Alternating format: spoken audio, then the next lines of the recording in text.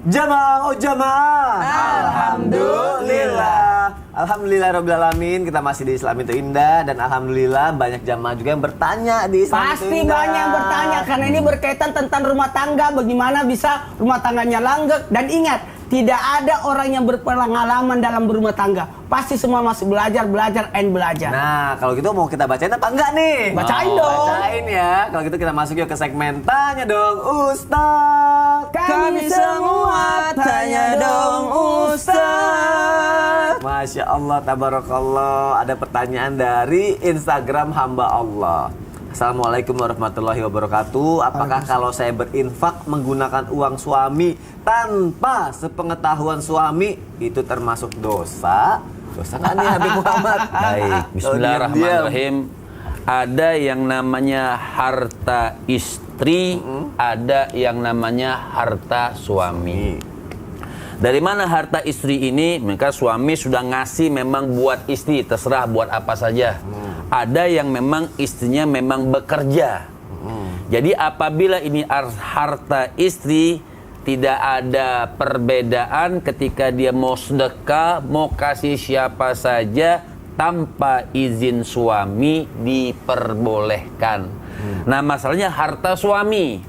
Ketika harta suami ini juga dilihat ulima ridhauhu. Kita lihat suami ini kira-kira ridho atau tidak. Kan istri lebih tahu sifat suami.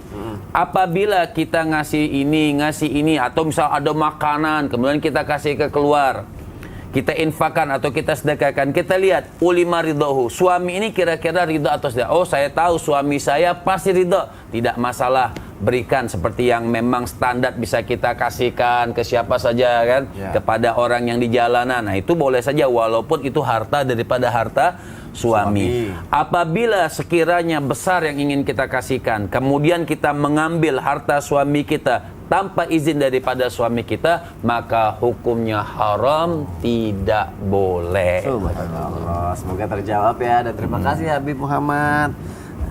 Pertanyaan selanjutnya dari siapa ya? Ini deh, Instagram hamba Allah. Banyak soalnya yang nanya di sini. Assalamualaikum Ustadz. Waalaikumsalam warahmatullahi wabarakatuh. Dosa nggak sih Ustadz kalau saya bilang ke istri buat jaga penampilan? Karena maaf, saya takut istri sakit hati. Soalnya kalau kondangan itu dia dandan menor banget. Saya pasrah aja. Tapi saya malu Ustadz sama orang-orang. Gimana nih Ustadz Maulana? Begini, mohon maaf. Kata-kata wanita itu ataupun suami itu adalah pakaian. Itu pakaian itu memperindah. Pakaian itu menutupi aib. Pakaian itu memperlihatkan status dan sebagainya. Kalau ada yang pakai baju koko, biasanya ustadz. Kalau ada pakai baju putih-putih, biasanya dokter. Biasanya.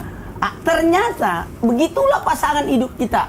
Maka dalam hal ini sebaiknya cara menegur pasangan supaya lebih bagus. Sebagaimana Rasulullah SAW datang seseorang minta cerai dari suaminya, lalu berkata Nabi, panggil suamimu. Pada saat suaminya datang, kata pulanglah dulu, tunda dulu. Ternyata suaminya disuruh perawatan, pas balik tidak jadi cerai.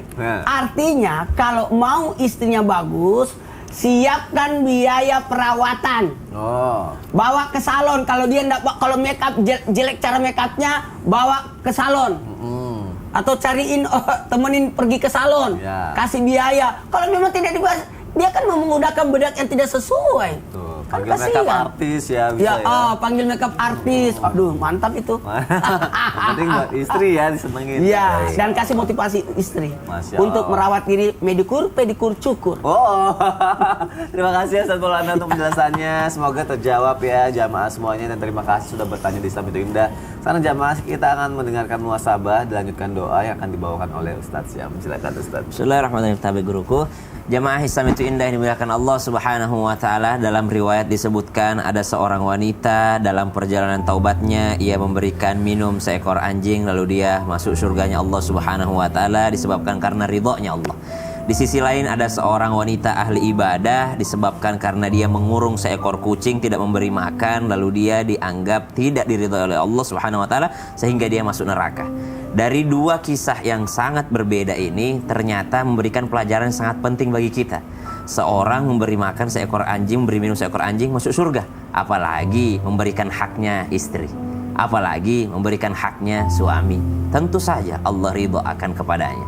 Begitu pula sebaliknya, ada seorang wanita yang zalim terhadap seekor kucing, lalu Allah masukkan ia ke dalam neraka dan murkanya Allah Subhanahu wa taala. Apalagi zalim kepada istri, apalagi zalim kepada suami, zalim kepada makhluk Allah yang seekor kucing saja Allah bisa murka kepada kita. Apalagi kita zalim kepada orang yang kita ambil dari orang tuanya, yang kita akad nikah dengannya, yang kita nafkahi dia dengan semestinya, dengan seharusnya, dengan selayaknya, lalu kita zalim kepadanya, maka murka Allah akan datang kepada kita. Naudzubillahi min dzalik. Maka perumpamaan yang sangat indah di mana kita menjaga daripada makhluk Allah, mengurusi makhluk Allah, Allah akan ridha kepada kita. Lalu kita mengurusi seorang istri, mengurusi seorang suami, maka tentu saja Allah akan ridha kepada kita. Jangan kita tahan haknya orang lain, jangan kita berlaku zalim kepada orang lain. Zalim itu biasanya bukan dari bawah ke atas, tapi zalim itu biasanya daripada seorang pemimpin kepada yang dipimpinnya, seorang suami kepada istrinya. Maka marilah kita sama-sama bermuhasabah agar kita tidak termasuk orang-orang yang jauh daripada ridha Allah Subhanahu wa taala. Bismillahirrahmanirrahim. Alhamdulillahirabbil alamin. Allahumma shalli ala sayyidina Muhammadin an-nabiyil ummi wa ala alihi wa sahbihi wa sallim.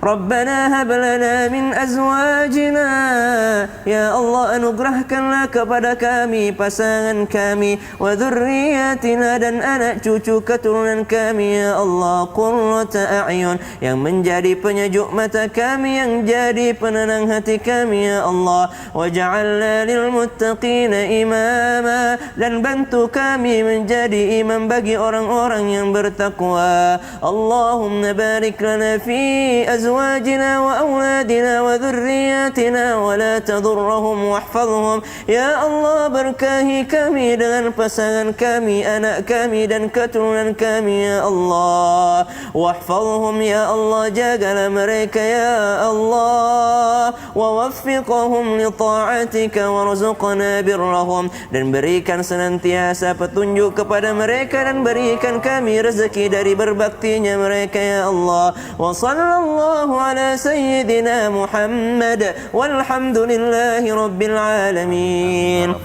Masya Allah, terima kasih kepada guru-guruku yang tercinta. Terima kasih jamaah. Insya Allah besok kita ketemu lagi ya. Wassalamualaikum warahmatullahi wabarakatuh. Waalaikumsalam warahmatullahi wabarakatuh. Salatullah